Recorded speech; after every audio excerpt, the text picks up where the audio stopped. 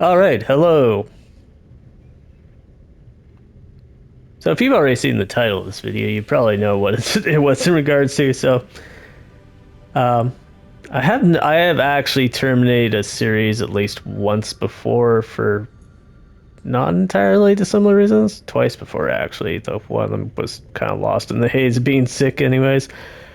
Uh, but yeah, with a little more popular, a little more eyes on on the channel and such on, and on this series in particular, I figured it has had more engagement. I figured I'd do it especially this time, rather than just burying it kind of somewhere in a random video.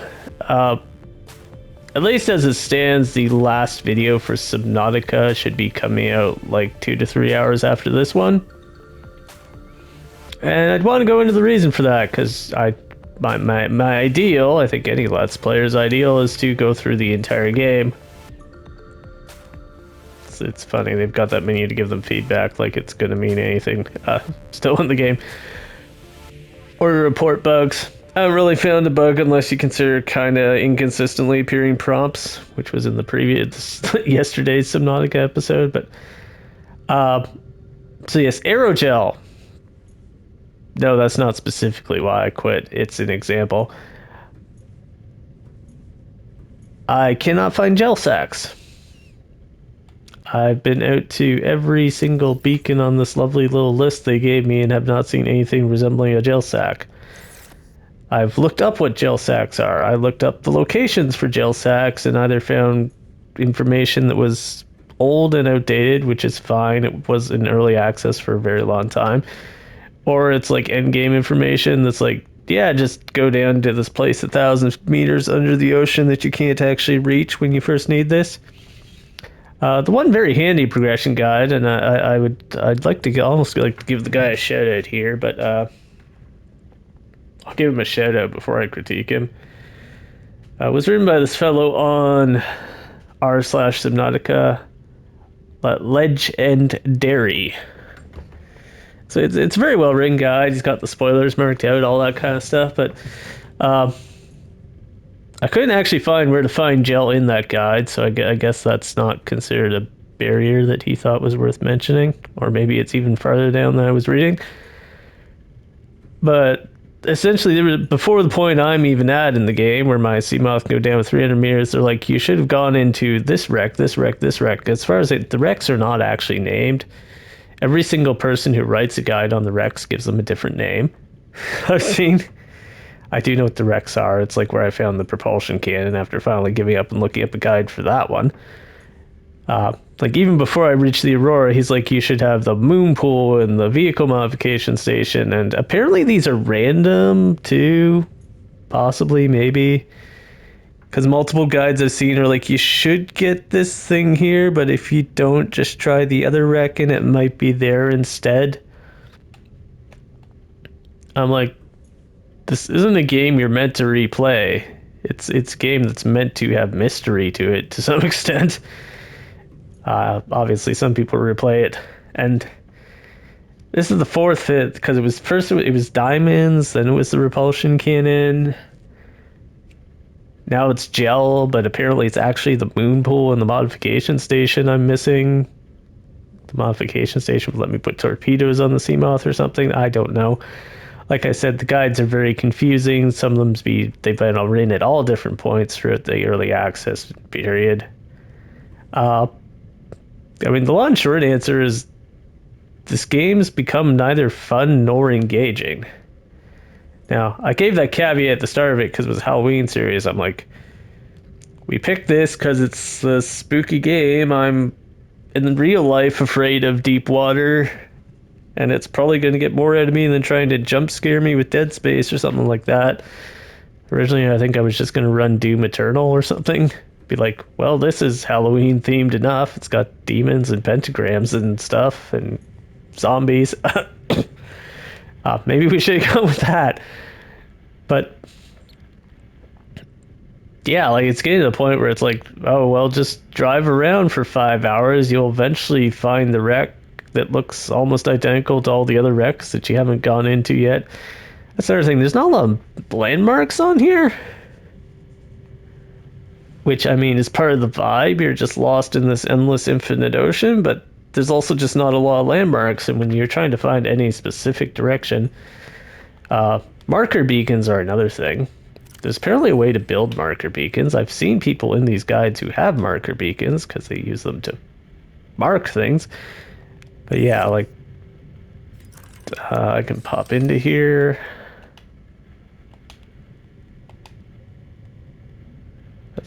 No, that's a bioreactor. Yeah, I have air pumps and thermal plants, but no marker beacons. So I can only assume the marker beacon was in maybe it's inside, I don't know, the grasslands wreck or the blood kelp or whatever that means. Because there are multiple copies of these biomes. There's more than one creepvine forest, which I think they kept calling the kelp forest in that one guide I just name dropped. So that's already a gap there. And basically, like, I don't feel like I'm exploring. I feel like I'm going in circles. I found a new area in the last episode, but it's all it seemed to contain was pulpy something or others. It was an underwater plant that you could eat for water, which, you know, is cool and all. It was by this very last this one here, which gave me the repulsion cannon blueprint. I mean, that's something new, but it's not something that unlocks anything for me. I'm not even sure it actually gave me the repulsion cannon. I think it gave me like 1 of 2 again. So, yeah, I don't have a repulsion cannon. So yeah, even when I follow the game's own very loose direction system and pick up something, I don't actually get it. I get part 1 and part 2 is in a random pile of metal somewhere. Or a random crate somewhere. But yeah, I mean, I can kind of see people who are really, really into this underwater vibe really defending the game, and if they put the time into it to map everything out and give it their own fancy community nicknames or whatever. But coming through it from the perspective of someone who wants to play the game without looking at guides and stuff, and I've critiqued other games for the guide stuff, most recently Core Keeper, for not having the info in the game it's required. Everything from Core Keeper to Destiny raids. I don't know if that's actually on the channel, but yeah, I've critiqued Destiny raids and Warframe heavily, both, for doing we'll show you on the dev stream what you need to do, but good luck figuring it out in the game situation. Try and farm Dagath in Warframe without using a guide, using only information presented in the game. Have fun. I think they slightly fixed that, actually. I had to take back and give them some credit on that particular example. But yeah, Dagath in Warframe, it appears that you get her, you get the pieces for her from a mission that only appears if you already know how to get to the mission. Caliban was another case like that, where to get Caliban, to actually figure out how to get Caliban in the game, you had to already know how to get Caliban.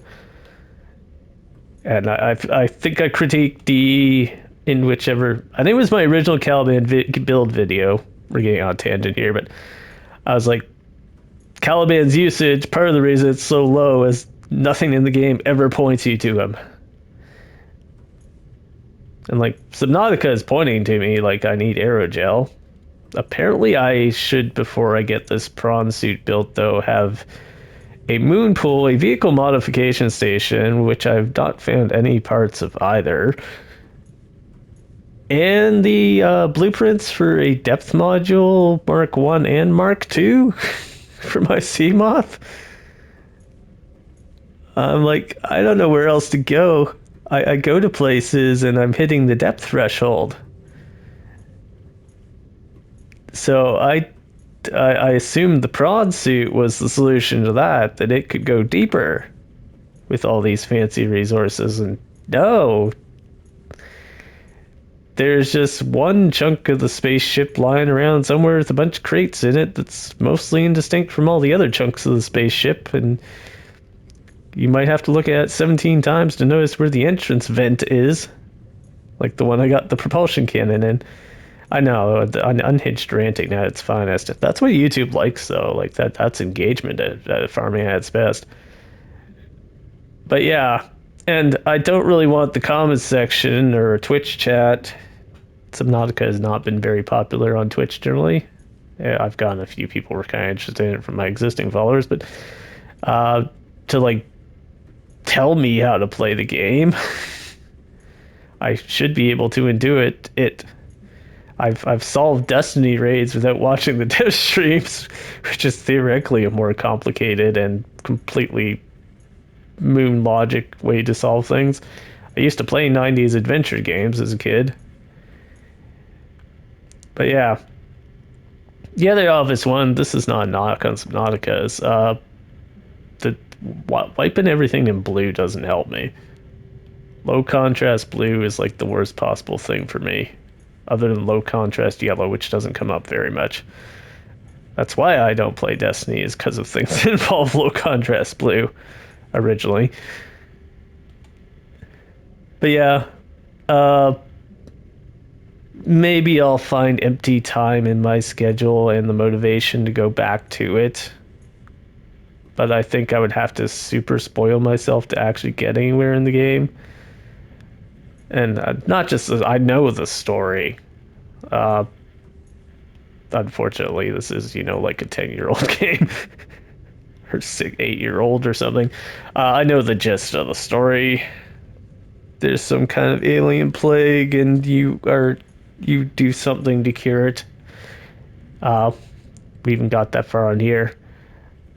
I didn't know there was another rescue ship that comes down to get blown up, but I knew yours got blown up because there was a plague and like a shield on the world the whole time. I think I mentioned at the start I'd seen it a couple of times, but we picked it as a Halloween game anyways, because the story wasn't supposed to be the engagement. The engagement was maybe being scared of the water. As it turns out, I'm not scared of this game's water either. You didn't get me there, Subnautica. That's not a knock on Subnautica. Every single horror game doesn't get that reaction from me. I believe in the final episode, I look at what I believe is the big thing I'm supposed to be scared of off in the distance. I'm just like, that guy, that's kind of big. I should probably not go over there. It can probably actually do something to me. And then I go back. Just kind of gradually drive around it. But yeah, the odds of Subnautica continuing are probably minimum. There's tons and tons of games, and I'm not going to force myself to play one, even if it was getting like thousands of views, which it's not. That still seems to be No Man's Sky's territory, if anything. The thing is, No Man's Sky, I've always feel like I'm progressing in No Man's Sky. I've never entirely felt like, hey, I just spent like 5 episodes doing nothing, and then given up and looked at a guide to find out, oh yeah, I've done 10 episodes doing nothing apparently because I haven't found any of these. Anyways, this rant has gone on probably long enough to monetize, except the channel doesn't have monetization on it yet. Feel free to drop your comments down below. I know I'm sometimes the source of hot takes on games, but I can't quite get the hype on this one. Admittedly, I'm very late on the train, so... Because, yeah, the selling point from a few different sources was often that this was the single player, this was the story-based survival game. That was what separated it from all those other ones where you end up where the game just peers off and you're supposed to be having tribal warfare with like 18,000 people's 24 hours a day, 7 days a week. Like the end of Ark. Ark does have a story. I've actually beaten it. That said, the process of getting to that story, if you don't mod the server settings, is grindy as heck and completely impossible on an official server. But yeah, like the selling point with this one a lot was, well, this has a definitive story and an end and a beginning and a structure, and I'm just not. The structure is just not holding together for me. The structure is insane nonsense. Uh, the other comparison I could make was Setsuna of Rice and Ruin, which is one of the two other games that had their playthroughs canceled, had a very similar issue. I had no idea what to do in that game. I couldn't unlock any new areas. Uh, the best guess was I had to like grind through the farming and optimize it in some way to unlock a new tier, but the game wasn't having any telling you any of that. So yeah, that one got canceled too for the same reason. And I had like 12 subscribers at the time, but so it didn't get the drawn out explanation video. But and then yeah, the other one was the Mobius machine, which that just got repetitive. I think I got into the third or fourth area where they were still repeating identical platforming challenges. It's a Metroidvania, so like I wasn't getting any actual mobility upgrades or real gameplay changes. It was just, here's the gun, but it's level 2 now, so it can shoot this door.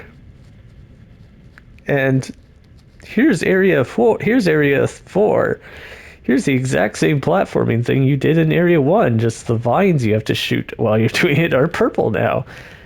That game's had a lot of updates, and maybe I should be revisited at some point, but like I said, there's a huge backlog of games. We got Towers of Gazbas coming out soon. Tomorrow, possibly even live stream tonight if you're watching this video on launch day, on the day it comes out, rather.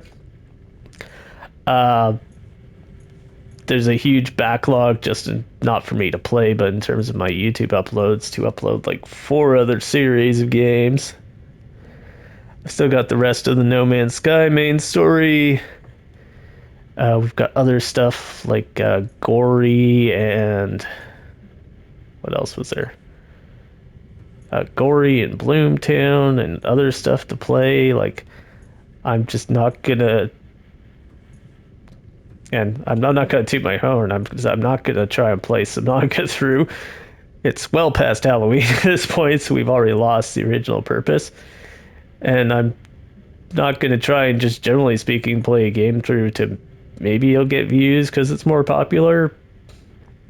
If I wanted to do that, I'd be a Fortnite streamer, making high-pitched squealing noises when people shoot me. Trust me, I can do that. I've done it on Twitch. In Fortnite, even. If you weren't around, there's a Twitch stream where I played Fortnite, but it was like an April Fool's joke, so I was playing Save the World instead, and pretending to be scared of the monsters and wondering why they were in the game. It didn't really catch on, so it never became a VOD. Anyways, I just thought I'd try and vaguely coherently put my thoughts together, he says as he looks at the clock and sees he's been rambling for almost 20 minutes. Again, keep an eye on the channel, like, subscribe, throw me some comments. Like I said, I don't want the step-by-step list of how to finish Subnautica with coordinates and stuff, but if there's something I'm like hardcore missing that would somehow make the game intuitively go, like there's something that would tell me to ever go into those wrecks, or that they weren't just blobs of metal, because that was the first shock I had looking at the guide, was like, oh, you mean I have to swim around this thing from like 40 angles to find a small vent to go through? And then if you watch the episode where I get the propulsion cannon, the second part, because the first part is in a location that makes sense on the Aurora next to the puzzle that you need it to solve, it was like go in through a vent, then go in through another vent, and then slide behind a wall in a way that felt like I was clipping outside the environment. It was just kind of weird. Anyways, that's enough ranting. Coming up on the channel, we got probably the last episode of Subnautica today. No Man's Sky's Worlds is back in the main save and continuing. that 12 o'clock slot that this one, I think this video's in, will keep rotating, but it's still got a few episodes of Prince of Persia to go, and also Core Keepers in that mix as well. Something will replace Prince of Persia probably, or I'll just like Core Keeper go finish itself out first. Towers of Agasba should be coming soon as well, which is another survival game. So we had to end one of the survival games anyways because we're putting another one on the channel. Anyways, drop a like or whatever if you want to provide some moral support. Throw down a comment if there's that, that one hidden trick that suddenly makes Subnautica actually seem to flow and make sense. We'll see y'all in the next one, and have a good one. Signing off.